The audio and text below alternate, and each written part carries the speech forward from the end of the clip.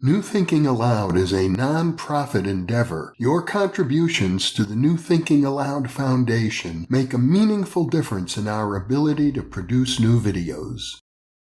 You can now download a free PDF copy or purchase a beautiful printed edition of Issue 5 of the New Thinking Aloud magazine.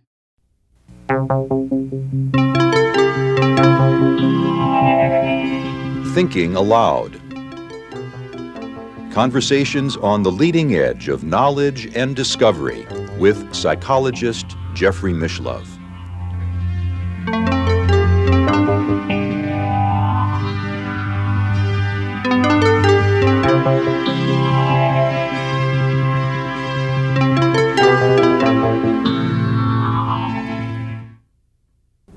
Hello and welcome. Our topic today is the inner mechanisms of healing, and my guest is Brendan O'Regan, the Vice President for Research of the Institute of Noetic Sciences and former research coordinator for Buckminster Fuller at Southern Illinois University. Welcome, Brendan. Thank you. At the Institute of Noetic Sciences, you've been looking at healing for over a decade now, haven't you? Yes, we really began at the very beginning of the Institute. Which was founded, we should mention, by Right. astronaut Edgar Mitchell. Ed Mitchell in 1973, basically to look at the whole mind-body problem in science and in health and in education.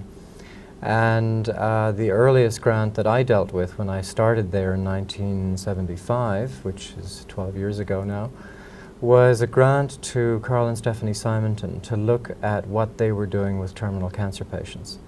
And most people now know that they suggested that the mind and the spirit would have something to do with the health and healing of cancer patients, and we gave them a grant to look at the impact of their therapy on a collection of terminal patients. And that was literally the first grant that I administered. The Simontons were working with mental imagery and its effect in remission of tumors. Well, they were looking at a broad spectrum of practices. Some of them were guided imagery techniques, some of them were meditational, others had to do with exploring people's spiritual needs, beliefs, feelings, and so forth, and encouraging forms of stress reduction associated with all of that, and certain aspects of exercise and diet. So they had a sort of multimodal program. All in relationship to cancer patients. All in relationship to terminal cancer patients. People that got to them were usually people who'd been told, you have 6 months, you have 9 months left, and these were seriously advanced cancers in many cases. I think that's changed a bit now that they are more well known. They get people at an earlier point. But when we started with that, people told us we were crazy to think that the mind had anything to do with the course of disease and illness. And that is only 12 years ago that reaction was that strong. It's still that strong in some areas of the medical profession. It's ironic because, of course, the earliest healing techniques involved a lot of mental work. Well, yes, but you see, the skeptical view would be to say that that's all they knew how to do. They didn't have drugs, and they didn't have surgery, and they didn't have radiation, so what else could they do? That's the skeptical view of previous practice.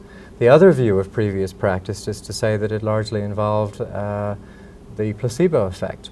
And of course, that's a very serious aspect of all medical practice. And most people think of placebos as not being terribly important or not being terribly impressive. So there's a strong tendency in medicine today to dismiss anything that doesn't have a materialistic, mechanistic basis for it. Yes, they do that, but even above that, when something like a placebo effect comes along, they'll say, oh, well, that's just a placebo, as though it didn't have a physical pathway for its expression. A statistical fluke, perhaps. Well, but you see, the other thing that's interesting is if you start looking at papers on placebos that are not there to look at it from the point of view of measuring the effect, but when it's used as a control group for testing a new chemotherapy. For example, placebos will also have side effects. There was a paper in the World Journal of Surgery that talked about a new chemotherapy, and the control group, 30% of the people lost all their hair. People who were just taking a placebo. Taking a placebo. Because they thought they were getting, They thought they were a getting type of chemotherapy Right. where they might lose their hair. That's right. Well, of course, there's a strong, strong literature in the field of hypnosis to suggest all sorts of physical effects, from raising of warts to Yes. enlarging of breasts. All of these things are there. The unfortunate thing about that literature is that it has confined itself to the demonstration of effects. And the problem is you're left with the question of, well, what is the mediating pathway here? Let's just jump back one second, though, to the work that you were talking about earlier with the Symingtons. Did you find significant effects there? Well, they found a number of patients that went into remission from these techniques that they were using. So in spite And of what the skeptics were telling you, you found there's something going on. things were happening to the patients. They were living longer. Not all of them were by any means going into remission, but they were being helped by these kinds of approaches. And what we know now, for example, is that if people are, for instance, getting chemotherapy or radiation, and they are concurrently in psychotherapy, they will tolerate the radiation and chemotherapy better. They will have less side effects, less nauseating effects, and so on. So now the establishment is coming around to using these techniques to allow their own beliefs to function better, supposedly. And correspondingly, you have come to a phase in your research where you're no longer just trying to demonstrate that there are mental effects in healing. You're trying to understand what are the mechanisms of these effects. Yeah, at a much deeper level, we simply said, well, the placebo effect is something we are bumping into. It happens, and it does account for certain kinds of healing. But we thought, well, maybe there is an undiscovered healing system. There is an immune system, a nervous system, an endocrine system. Is there an unknown healing system that is only kicked into action by stress, trauma, or disease? And if so, how would we find out what it's like? What kind of a system is it? I mean, some kind of an extraordinary, almost like supercharged ability to cope with disease that wouldn't otherwise be there. Well, it may be that it's a special collaboration between the brain, the immune system, other systems in the body that are involved with the recognition of a problem. And then there are all kinds of ancillary systems like wound healing and self-repair and so on. But they act in a special way when challenged, and they otherwise are not linked in that way. What you're saying reminds me of these stories we hear of from time to time of, when a young child is caught under an automobile, for example, a frail woman may be known, and there are a number of cases like this documented just to lift up the automobile. Well, that's the more extraordinary endurance or extraordinary strength kind of thing that happens. But we thought, well, if there is such a system, where would we find the best evidence for it? And so we conducted what I now believe is the largest survey ever done of medically reported cases of spontaneous remission. And this is a very interesting business because there is nowhere you can go and look up spontaneous remission. There have only been like 2 or 3 studies of it done ever. And the largest one prior to ours was Everson and Cole's book in 1966, which talked about 176 cases. I suppose in some sense spontaneous remission is not defined in medicine. It's not supposed to occur at all. Well, no, there are definitions for it, but it is also a self-canceling term because it's one that will ultimately go away the more we learn. The usual attitude from Everson and Cole's work is that if a tumor by itself, without treatment, regresses to either disappears or to a dormant state, that would be called a remission. People, if you talk to them who have had remissions, strongly disagree with the use of the word spontaneous in there because they say there was nothing spontaneous about this, I worked for it. But that, of course, isn't accepted into the standard world of medical schools. But we have now found more than 3,000 separate reports in 20 different languages from over 830 different medical journals about this supposedly non-existent phenomenon. And they vary, and there's a curious split in that literature. The ones that are the best documented from the physical standpoint tell you nothing about the person. And the ones that have everything about the person tell you nothing about their physical condition. That's odd. And so you have this sort of strange dichotomy that you... As if there are 2 types of writers. Well, there literally are 2 types. And What we're now trying to do is encourage studies in which the whole person is considered. That yes, there should be good diagnosis, there should be biopsies, and there should be, good degree of certainty about what is this illness. Because the usual excuse in the medical profession is that it's a misdiagnosis that caused the report to exist in the first place. The person never really had that disease, and therefore they never really spontaneously healed of it. But now we're getting past that and saying, well, what are the kinds of things that happen to people in remission? And it's sort of tantalizing at this stage because we don't have data that we can make definite causal statements about, but we can say some things about there are lots of interesting correlations. There must be some patterns there. Well, we think so. There are some kinds of remissions that appear to have no connection with the conscious or unconscious awareness of the person, as far as we know. They are what you might call purely biological. And these are the kinds of remissions caused by spontaneous infections, bacterial infections, particularly erysipelas and other kinds of skin infections, which will cause fever and cause the immune system to sort of wake up. Almost like an inoculation of some kind, It's very I similar suppose. to that. And that was actually part of medical history before chemotherapy and radiation. William Coley, back in the 1880s up to the 1930s, was famous for his work using infections to try and stimulate remission. And what seems to happen is as though that the cancer has managed to grow by evading the recognition capacity of the immune system. It has managed to outwit the immune system into not seeing that the tumor is not self. And then the system is woken up by this bacterial infection and says, oh, we have another problem on our hands, and then can attack the tumor. Well, this to us says there is a healing capacity in there that has been woken up. Strictly a physical mechanism. That one seems to be very much a physical mechanism only. I may be slightly wrong, but that's the general impression we get. One of the other intriguing things that I noticed in a talk that you had given on this topic was the notion that when a cancer patient has had a biopsy, a tiny removal of tissue, that might also trigger a remission. Yeah, that was something we noticed when we were looking at kidney cancers. Kidney cancers frequently will metastasize to the lung. And it isn't unusual in medical circles that if the kidney is removed, that the metastases in the lung will disappear. And that's considered normal, logical.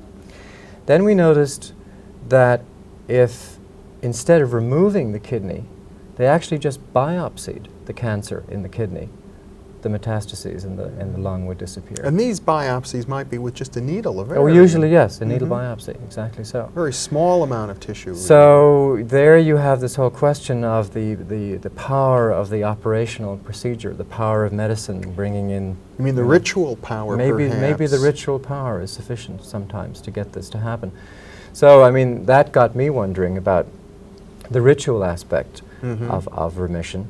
There are, of course, psychological aspects. There's a very obvious case where Dr. Weinstein in New York reported about a woman who had cervical cancer that had metastasized throughout her body and had 3 months to live. And he just says in the paper, and her much-hated husband suddenly died, whereupon she completely recovered.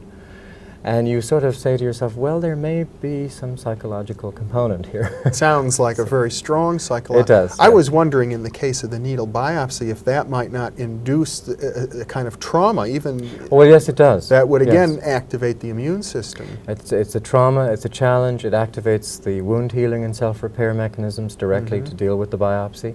So that is happening, there's no question. Yeah. But I guess the most interesting cases to me would be the ones in your database where the people said, yes, I worked on that remission. Yes, now that's a whole body of literature which we're trying to look at very carefully, because one of the things we're concerned about is that when we publish this bibliography, we are not telling people not to go to their doctors. We're not telling people to stay away from the medical system, and there will be a tendency for that to happen, I'm afraid. Some people will do that. But cases that involve psychological factors are more common than you might think. Ainsley Mears in Australia did some of the most extensive work in this area, where he has many reports of regressions of tumors associated with intensive meditation. And he also, interestingly enough, has cases where people practicing intensive meditation who then thought, well, maybe I'll make myself even more sure and I'll do some imagery on the side, found that the imagery exacerbated things. So there, pardon me, there seem to be certain balances that have to be achieved, and we don't quite know yet how they should be styled for each individual. You know, while I have you here, I might mention I did an earlier interview with Dr. Edith Fiore, a psychologist who does past life regressions. And she had a case of a woman who was diagnosed with terminal cancer of the bone marrow. Did a past life regression with this woman in which she recalled being an Aztec priestess in a temple where she was forced to drink blood sacrifice, which she hated to do, but they gave her a choice: either you drink the blood or we'll drink your blood. And after having relived that, call it a fantasy or call it a past life regression, she experienced a remission and is still alive. Was it documented, do you know? I mean, yeah. It's documented by Dr. See, this Fiore. is the kind of thing that gets... It wouldn't be in your database, though. It's no, unpublished. you see, that's the other thing that you have to say, is that what we have is a fraction of what's really happening. Yeah. And we're now aware of that. There's a great deal more of it going on. And of course, the classic assembly of data where spiritual events or deeply psychological events are involved is the remission, or, well, I shouldn't say remission, perhaps, but cases of miraculous cures in Lourdes, which have been documented since 1858. Well, we've been using a number of terms. We've talked about remission. I think we've used the term regression. Right. Now you're using the term miraculous cures. Are Well, these on a spectrum? Yeah, each time I'm using a term, I'm being a bit like Margaret Mead, or trying to be, where I'm going to the particular tribe and saying, what is their language? And the language of the tribe for Lourdes is miraculous cures. Yeah. Now, the interesting thing about that is that the International Medical Commission at Lourdes, which has been in existence in its current form since 1947, they first ask, when a claim is presented to them, could this be a remission? Because if they think that the disease could have healed naturally, not supernaturally, they throw it out from further consideration. These are religious Catholics who are looking for divine intervention or something. Well, not all of the doctors are Catholic, no. But they must be using a definition based on that kind of an approach. Well, there is a distinction here that, the Cardinal Lambertini's distinction was that a remission was something that took place as a natural event, a course of nature. It happened over a period of time. A miracle was something that was supernatural and happened very suddenly, usually within a matter of hours, if not minutes. So you have this intrinsic distinction about how long these things take. Now, one of the interesting cases is, for instance, one that happened in 1976 to a man who had a sarcoma of the pelvis, and the bone was literally being eaten away by this cancer, and his hip separated from the pelvis. And he was in a full-body cast, couldn't walk, had been in the hospital for about a year, was brought to Lourdes and immersed in the water, which is what they do with people. I presume this has been documented by Oh yes, X-rays. we have all the X-rays at the office. I mean, we've been in touch with the Medical Commission on several of these. And the doctors and the priests at Lourdes didn't even believe that anything had happened to him, even though when he was put in the water he felt this electrical charge run through his body and immediately regained his appetite, which he'd been unable to eat from nausea, had gangrene setting in, was in a pretty debilitated condition. They took the cast off and re-X-rayed him and found that the tumor was disappearing, and within 2 months he was walking. His actual, the joint and the socket reconstructed The itself. bone actually grew back. Grew back, yeah. Now, to me, that's an interesting case. Yeah. Ironically, when 60 Minutes did a piece on Lourdes a couple of months ago, they never bothered to talk to anybody who was actually healed at Lourdes, and there are some 13 or 15 of these people around. Which is still a small number, I would suppose, considering the masses of people who go to Lourdes. I think you're talking about 6 million, and I think have gone over the years, and it may be higher than that. There have been 6,000 claims of extraordinary healing, of which only 64 have made it through to the status as miracle. So we're interested in all of that because their rejects can be part of our database. But the commission then defines when a cure is a miracle cure. They are composed of medical doctors who really do scrutinize these cases quite carefully, I gather. There are people from every medical specialty, from almost every country in Europe. There are no Americans on the commission. For what reason, I don't know. We obviously can't trust it then. And what's also interesting is that they will dismiss any case where the disease is known to have what they call a strong psychological component. So they try to weed out placebo, they try to weed out remission, they try to take out all of the easier cases. Well, when you're looking at the inner mechanisms, trying to understand some kind of a scientific link to explain these cases, these must be the real challenges here. Well, they're the toughest ones that we will come to if we're lucky later. At the moment, we're looking primarily through the lens of psychoneuroimmunology to try and understand these things. The brain was presumed not to be linked to the immune system by immunologists up until the last 6 or 8 years. That's just an artifact of how the immune system was researched. They used to do studies of the different components of the immune system in vitro in the test tube and notice what these could do in isolation from the body. T cells, B cells, macrophages, natural killer cells, all of these different pieces of the immune system. Now they know that they are closely linked to the brain and that most of these macrophages, for instance, will have receptors on them for all the different neurotransmitters. They can receive direct chemical mechanism or instructions and messages from the brain.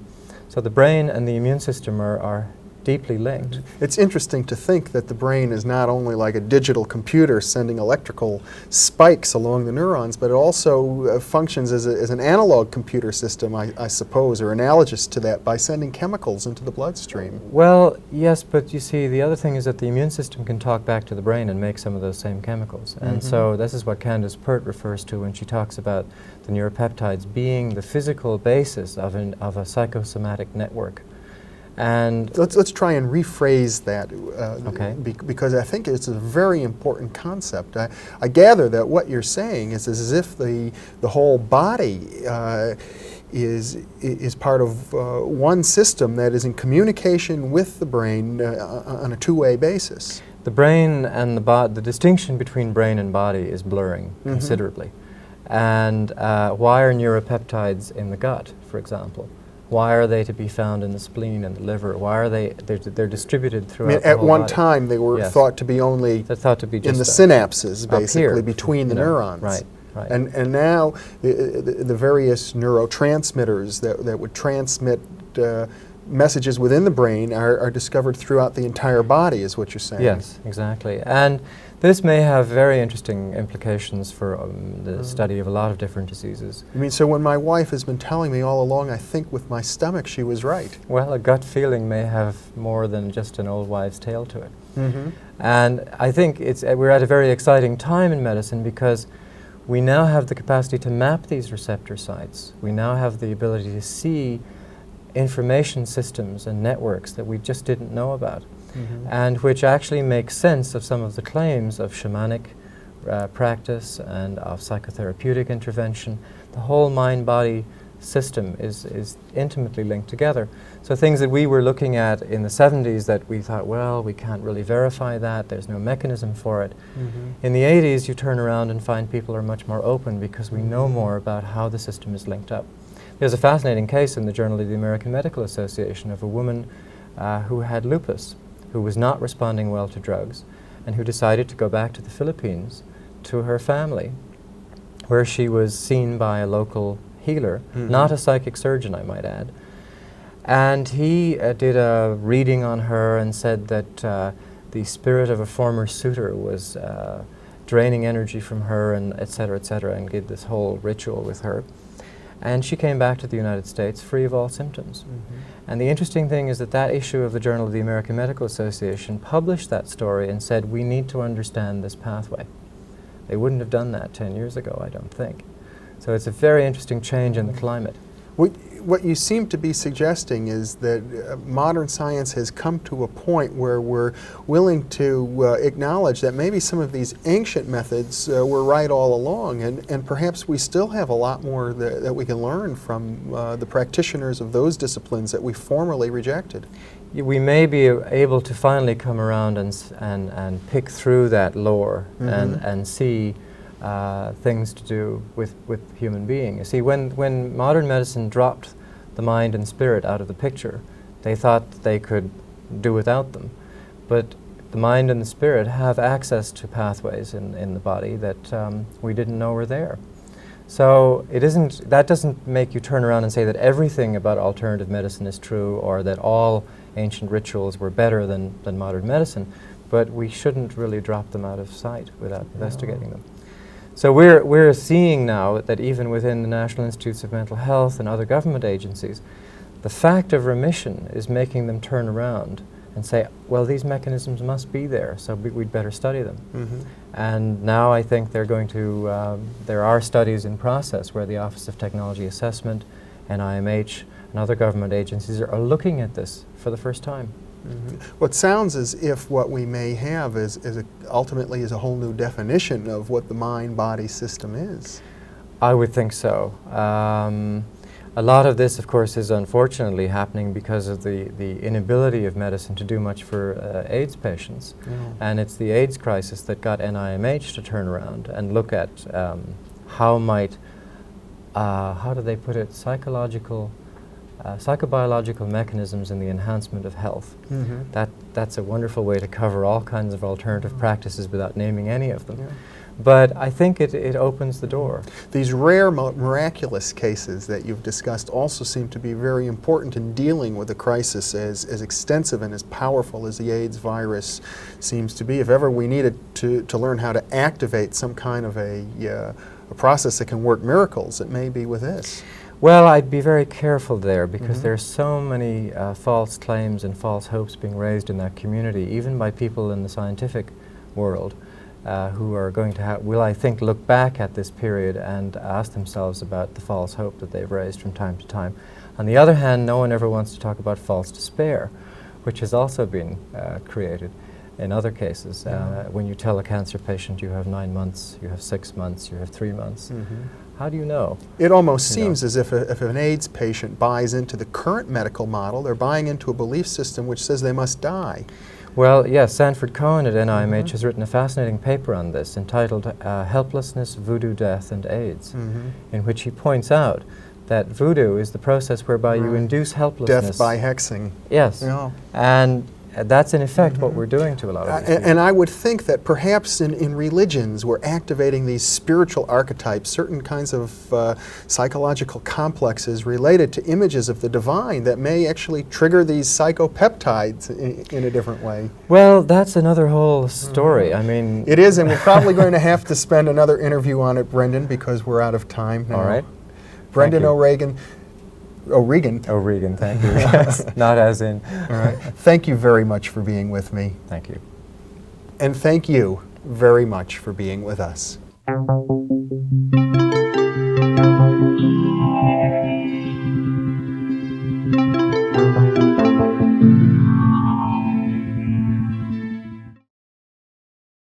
Book 2 in the New Thinking Aloud Dialogues book series is a tribute to parapsychologist Russell Targ, celebrating his 90th birthday.